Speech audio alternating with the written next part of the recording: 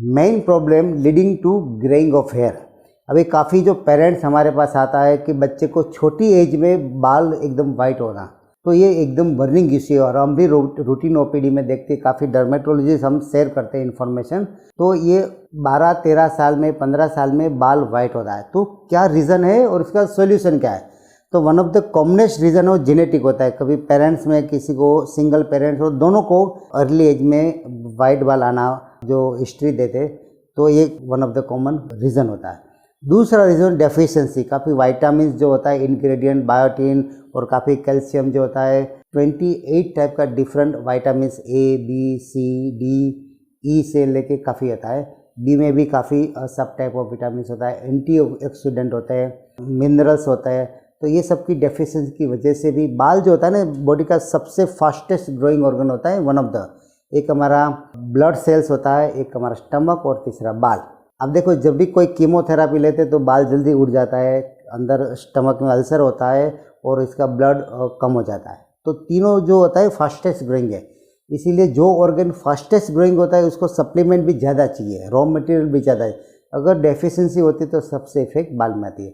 तो डेफिशिएंसी की वजह से भी बाल जल्दी वाइट होता है। और तीसरा जो कॉमन कॉज है डैंड्रफ। डैंड्रफ की वजह से माइक्रो इन्फ्लामेशन प्रोलॉन्ग पीरियड पे रहते हैं, तो माइक्रो इन्फ्लामेशन की वजह से भी वाइट बाल होना, बाल गिरना, और जो एकदम बाल की क्वालिटी होती है लस्टरलेस होते हैं ना एकदम, तो ये डैंड्रफ की वजह से भी बाल वाइट होता है। चौथा रीज़न होता है स्ट्रेसफुल लाइफ होता है, तो इसमें भी ये बाल पे इफेक्ट आता है। वन मोर रीज़न है कि बार बार बीमारी की वजह से भी प्रीमेच्योर ग्रेइंग होता है। प्रोलॉन्ग और मल्टीपल मेडिकेशन की वजह से भी कभी इंड्यूस होता है, एग्जैक्ट रीज़न नहीं है।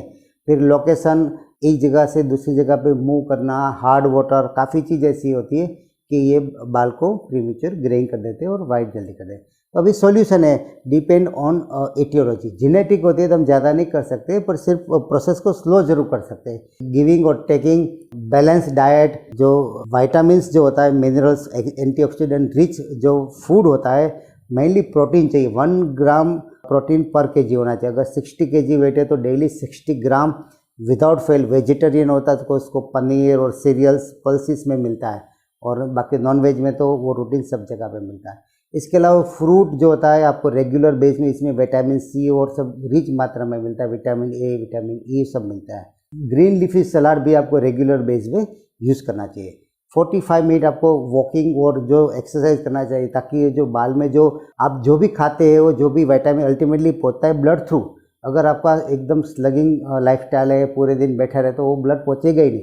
तो एक्सरसाइज भी बहुत ज़रूरी, ताकि ब्लड सप्लाई से आपका जो माइक्रो न्यूट्रिएंट है वो बाल के रूट में पहुँचे, क्योंकि पूरे बदन में बाल ही ऐसा होता है कि इसको इंडिविजुअल ब्लड सप्लाई रहता है। इसीलिए आप देखो हेयर ट्रांसप्लांट में हम एक एक बाल लेके डालते हैं, ताकि वो इंडिविजुअल ब्लड सप्लाई बरकरार रहे। अदरवाइज जैसे बाल खींचा वो तो मर जाएगा, तो रूट के साथ लेने से उसको ब्लड सप्लाई इंटेक रहता है। इसके अलावा जो वैसे तो डॉक्यूमेंटेड नहीं, प्रूव नहीं, पर काफ़ी अभी क्या बोलते हैं, एक ही जगह पे लंबे समय काम करना, कंप्यूटर 7-7, 8-8 घंटे एक ही जगह पे बैठते हैं, तो इसकी वजह से ब्लड फ्लो भी स्लो हो जाता है।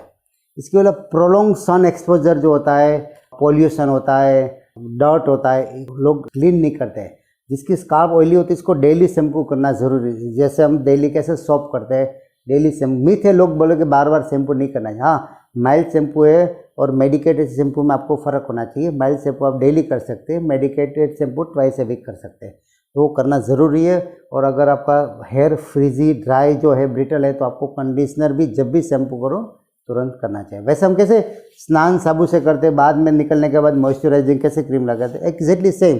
आपने शैम्पू से बाल को साफ किया, फिर वही टाइम से कंडीशनर लगाया, और अदरवाइज बाहर आने के बाद लीव ऑन कंडीशनर भी आप लगा सकते हैं कि भाई आप पूरे दिन तेल की माफक बाल में रहता है।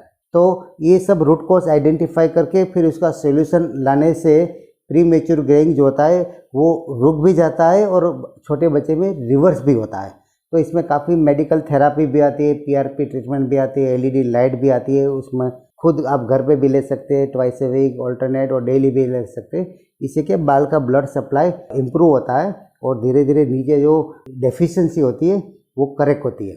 इसके अलावा मेडिकल लाइन ऑफ मिजोथेरापी भी आता है। मिजोथेरापी में जो 31 टाइप का different vitamins, amino acid, mineral, antioxidant का इंजेक्शन जो आता है वो स्काल्प में देने से जो कभी कभी इसमें फ़ायदा भी रहता है। डॉक्यूमेंटेड नहीं है, परंतु प्रैक्टिकली हमने काफ़ी पेशेंट को देखा है कि इसको इम्प्रूव ज़रूर होता है।